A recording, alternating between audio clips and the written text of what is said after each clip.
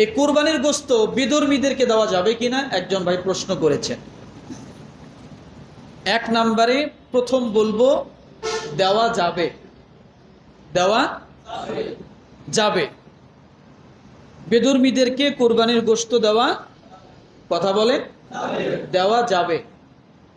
কিন্তু কথা আছে, কথা হলো কোরবানির গোশত এটা সাধারণ গোশত না। কোরবানির গোশত সাধারণ গোশত না। এই গোশতের মাধ্যমে আপনার একটা ইবাদত পূর্ণ হয়েছে। কিসের মাধ্যমে? এই গোশতের মাধ্যমে আপনার একটা কি হয়েছে? ইবাদত পূর্ণ হয়েছে। এই জন্য কোরবানির মর্যাদাকে রক্ষা করতে যায় কাফের মুশরিকদেরকে কোরবানির মাংস না দেওয়াটাও ভালো। কথাটা কি বুঝাইতে পারছি? একটা হলো সাধারণ জায়েজ, দেওয়া যেতে পারে। আর যদি আপনি মর্যাদার দিকে খেয়াল করেন তাহলে না দেওয়াটাই উত্তম।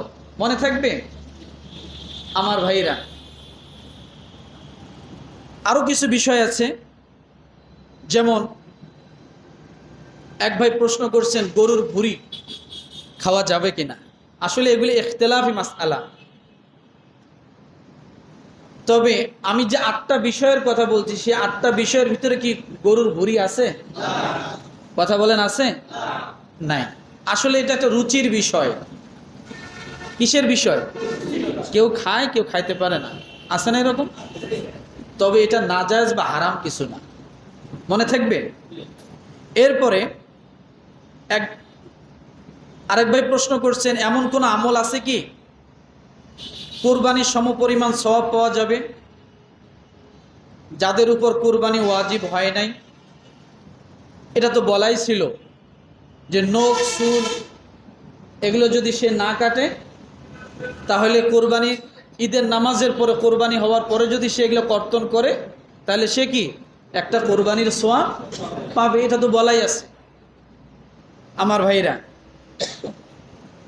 আরেকটা প্রশ্ন হলো কোরবানির পরিবারের সবাইকে কোরবানি দিতে হবে নাকি একজন দিলেই হবে?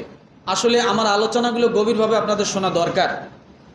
সেটা আমি আগেও বলেছি, আজ থেকে 2 সপ্তাহ আগে, যে কোরবানি যার যার উপরে ওয়াজিব হয়, ব্যক্তির উপর ওয়াজিব হয়, পরিবারের উপরে না। কোরবানি পরিবার ভিত্তিক ওয়াজিব না, ব্যক্তি ভিত্তিক ওয়াজিব। যার কাছে 52.5 তোলা রূপা অথবা 7.5 ভরি স্বর্ণ পরিমাণ সম্পদ যেই মালিক থাকবে তার উপরেই কোরবানি কি হবে? ওয়াজিব হবে। এখন পরিবারের 5 জন সন্তান, 5 ভাইয়ে প্রতিষ্ঠিত ব্যবসায়ী, 5 ভাইয়ে মনে করেন চাকরি করে, তাহলে অবশ্যই আলাদা আলাদাভাবে 5 জন যদি সাহেবে নেসাব হয়, 52.5 তোলা রূপা অথবা 7.5 ভরি স্বর্ণ পরিমাণ সম্পদের মালিক হয়, তাহলে 5 ভাইয়ে আলাদা কোরবানি দিবে। এটাই হলো নিয়ম। কথাটা কি বুঝাতে পারছি? তাহলে পরিবার ভিত্তিক আর থাকলো না। আমি এই কথা বলতে যেও বলেছিলাম যে আমাদের মা বোনদের উপর অনেক সময় কোরবানি কি হয়েছে? ওয়াজিব হয়েছে।